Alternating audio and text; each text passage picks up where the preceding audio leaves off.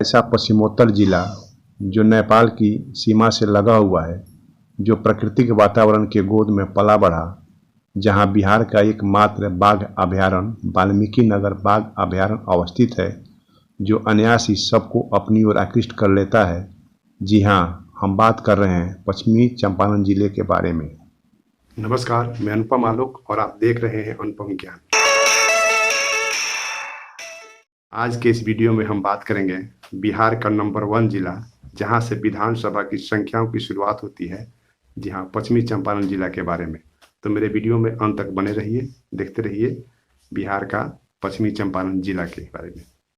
पश्चिमी चंपारण बिहार के तिरहुत प्रमंडल के अंतर्गत भोजपुरी भाषी जिला है।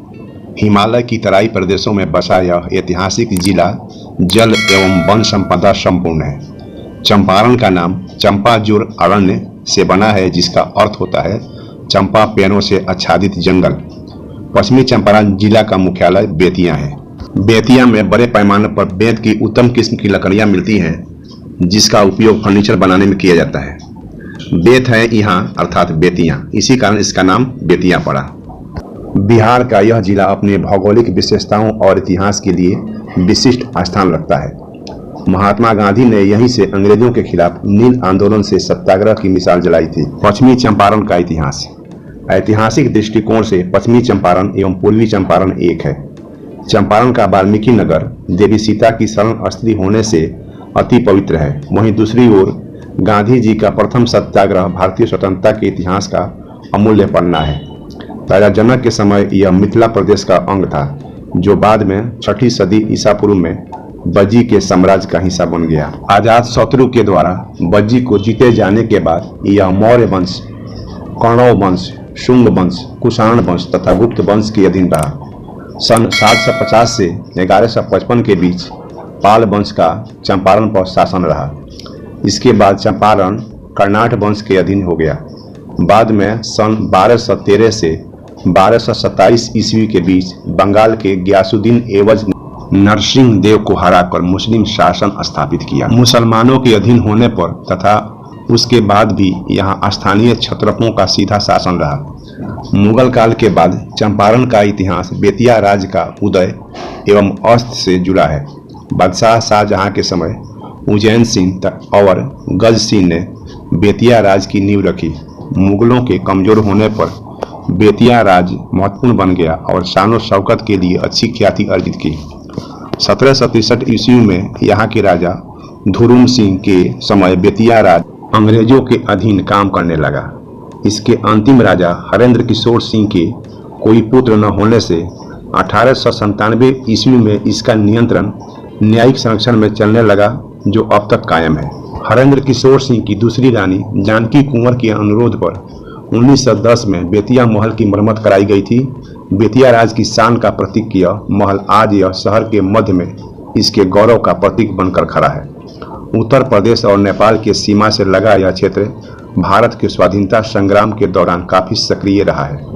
स्वतंत्रता आंदोलन के समय चंपारण की ये रैयत श्री राजकुमार शुक्ल के आमंत्रण पर महात्मा गांधी अप्रैल 1917 में मोतिहारी आए और नील की खेती से त्रस्त किसानों को उनका अधिकार दिलाया। अंग्रेजों के समय 1866 में चंपारण को स्वतंत्र इकाई बनाया गया था। प्रशासनिक सुविधा के लिए इसका विभाजन 1972 में पूर्वी चंपारण एवं पश्चिमी चंपारण के रूप में कर दिया गया। भौगोलिक स्थिति। चंपारण की स्थापना 1971, लेकिन प्रशासनिक सुविधा को देखते हुए इसका पुनः विभाजन पूर्वी चंपारण एवं पश्चिमी चंपारण के रूप में 1972 में किया गया। पश्चिमी चंपारण का क्षेत्रफल 5228 वर्ग किलोमीटर। क्षेत्रफल घनत्व 753 प्रति वर्ग किलोमीटर। पश्चिमी चंपारण का जनसंख्या 30,43,044। लिंगानुपात 1000 पुरुष पर 909 महिलाएं। पश्चिमी चंपारण की साक्षरता दर 55.70%। प्रशासनिक विभाग। पश्चिमी चंपारण का मुख्यालय बेतिया है। पश्चिमी चंपारण में 3 अनुमंडल आते हैं: बेतिया, बागहा तथा नरकटियागंज। पश्चिमी चंपारण जिले में 18 प्रखंड हैं: गौनाहा, चनपटिया, जोगापट्टी, ठकराहा, नरकटियागंज, नौतन, पिपरासी, बागहा 1, बागहा 2, बेतिया, बैरिया, भीतहा, मधुबनी, मझौलिया, मैनाटार, रामनगर, लौरिया तथा सिकटा। पश्चिमी चंपारण जिले में कुल पंचायतों की संख्या 315 है। पश्चिमी चंपारण में कुल गांवों की संख्या 1483 है। पश्चिमी चंपारण में कुल 2 लोकसभा सीट हैं। नंबर 1 वाल्मीकि नगर तथा दूसरा बेतिया। पश्चिमी चंपारण में 9 विधानसभा सीट है। नंबर 1 वाल्मीकि नगर, 2 बेतिया, 3 लौरिया, 4 रामनगर, 5 नरकटियागंज, 6 बागहा, 7 नौतन, 8 चनपटिया तथा 9 सिकटा। पश्चिमी चंपारण के प्रमुख महत्वपूर्ण व्यक्ति: नंबर 1 राजकुमार शुक्ल, नंबर 2 प्रजापति मिश्र, नंबर 3 शेख गुलाब, नंबर 4 केदार पांडे, नंबर 5 तारकेश्वर नाथ तिवारी, नंबर 6 मनोज वाजपेयी, नंबर 7 राघव शरण पांडे तथा नंबर 8 प्रकाश झा। पश्चिमी चंपारण की कृषि: गंडक एवं सिकरहना और इसकी सहायक नदियों के मैदान में होने से पश्चिमी चंपारण जिला की मिट्टी उपजाऊ है। यहाँ के लोगों का जीवन का मुख्य आधार कृषि और गृह उद्योग है। उत्तम कोटि का बासमती चावल तथा गन्ने के उत्पादन में जिले को ख्याति प्राप्त है। भदई एवं अगहनी धान के अलावे गेहूं, मक्का, खेसारी, तिलहन भी यहाँ की प्रमुख फसलों में शामिल है। तिरहुत नहर, त्रिवेणी नहर तथा दोन नहर पश्चिमी चंपारण तथा आसपास के जिलों में सिंचाई के प्रमुख साधन हैं। पश्चिमी चंपारण जिले के व्यापार एवं उद्योग: नेपाल से सड़क मार्ग द्वारा चावल, लकड़ी, मसाले का आयात होता है, जबकि यहाँ से कपड़ा, पेट्रोलियम उत्पादन निर्यात किया जाता है। जिले तथा पड़ोस के नेपाल में वनों का विस्तार होने से लकड़ियों का व्यापार होता है। उत्तम किस्म की लकड़ियों के अलावे बेतिया के आसपास बेंत मिलते हैं जो फर्नीचर बनाने में काम आते हैं। बागहा, बेतिया, चनपटिया एवं नरकटियागंज व्यापार के अच्छे केंद्र हैं। मझौलिया, बागहा, हरिनगर तथा नरकटियागंज में चीनी मिलें हैं।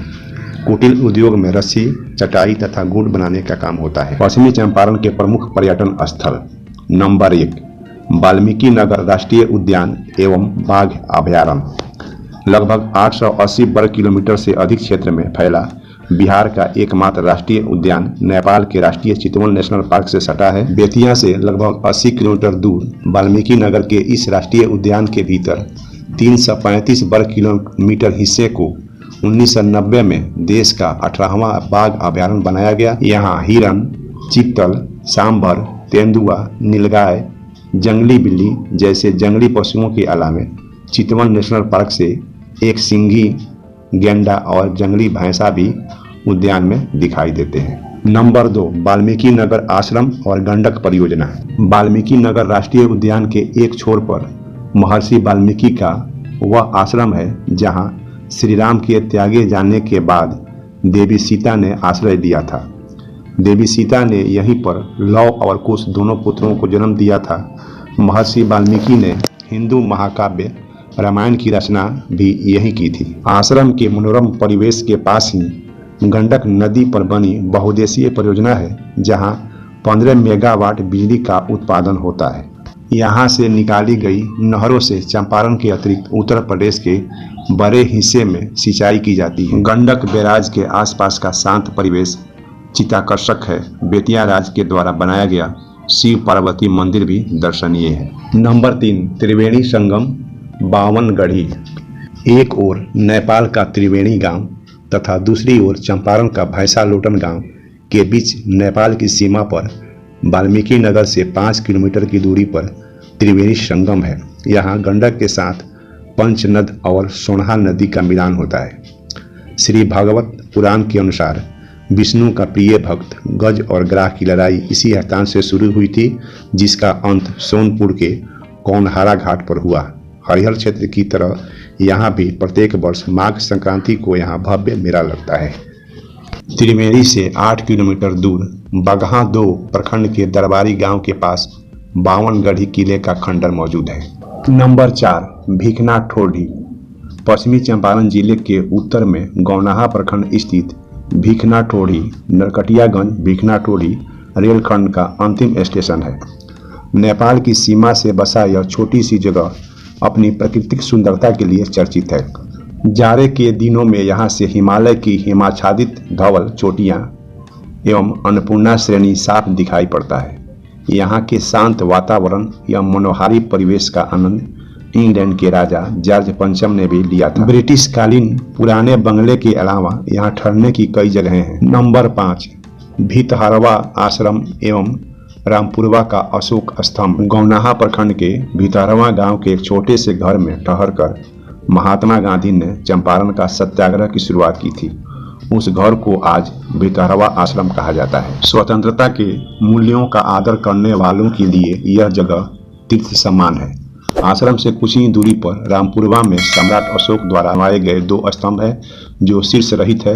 इस स्तंभों के ऊपर बने सिंह वाले शीर्ष को कोलकाता संग्रहालय में तथा वृषभ सांड शीर्ष को दिल्ली के राष्ट्रीय संग्रहालय में रखा गया है। नंबर 6, नंदनगढ़ जानकीगढ़ एवं लौरिया का अशोक स्तंभ है। लौरिया प्रखंड के नंदनगढ़ तथा नरकटियागंज प्रखंड के जानकीगढ़ में नंद वंश तथा चाणक्य के द्वारा बनाए गए महलों के अवशेष हैं जो अब टीलेनुमा दिखाई देते हैं। नंदनगढ़ के किले को भगवान बुद्ध के अस्थि अवशेष पर बनाया स्तूप भी कहा जाता है।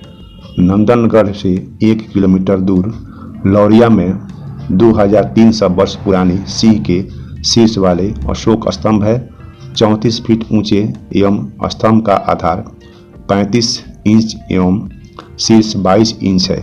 इस विशाल स्तंभ की आकृतियां एवं बेहतरीन पॉलिसी मौर्यकालीन के मूर्तिकारों की शानदार कलाकारी का नमूना है। अन्य स्थल सोमेश्वर का किला।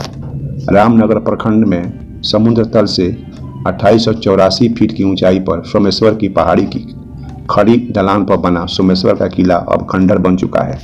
नेपाल की सीमा पर बना यह किला अब खंडर मात्र है, लेकिन अंतेपूर्ववासियों की पानी की जरूरतों के लिए पत्थर काट कर बनाया गया कुंड देखा जा सकता है। किले के शीर्ष के आसपास की उपत्यकाएं एवं नेपाल स्थित घाटी और पर्वत श्रेणियों का विहंगम दृश्य दृष्टिगोचर है।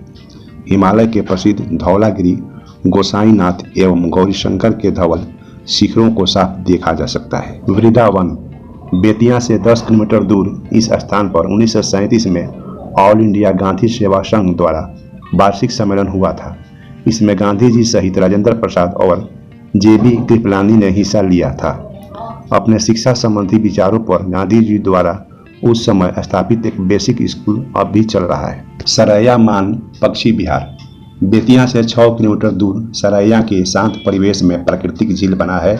यह पक्षियों की कई प्रजातियों का प्रवास स्थल भी। झील के किनारे लगे जामुन के पेड़ों से गिरने वाले फल के कारण इसका पानी पाचक माना जाता है।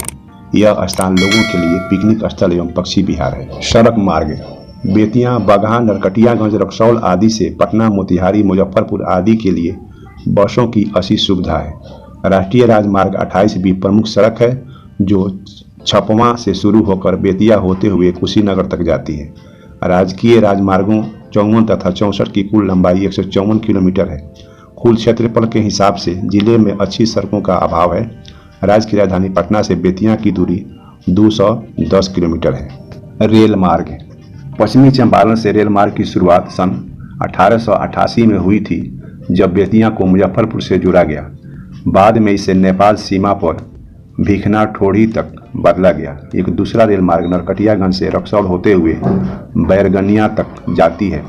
पूर्व मध्य रेलवे के अंतर्गत आने वाले इस रेलखंड की जिले में कुल लंबाई 220 किलोमीटर। गंडक नदी पर छितौनी में पुल बन जाने के बाद यहाँ का मुख्य रेल मार्ग गोरखपुर होते हुए राजधानी दिल्ली सहित देश के महत्वपूर्ण नगरों से जुड़ गया है। जिले का प्रमुख रेलवे स्टेशन बेतिया, रक्सौल तथा नरकटियागंज है। हवाई मार्ग निकटतम हवाई अड्डा 210 किलोमीटर दूर पटना में है, जहां से दिल्ली, कोलकाता, रांची, मुंबई आदि के लिए कई विमान कंपनियां अपनी सेवा देती है। जिले की सीमा पर नेपाल के वीरगंज स्थित हवाई अड्डा से काठमांडू के लिए नियमित विमान सेवा उपलब्ध है। तो यह रहा पश्चिमी चंपारण जिले का इतिहास। अगर आप पश्चिमी चंपारण जिले के वासी हैं या पश्चिमी चंपारण जिले को लाइक करते हैं तो इस वीडियो को आगे शेयर करें, लाइक करें, कमेंट करें, मेरे चैनल को सब्सक्राइब करें।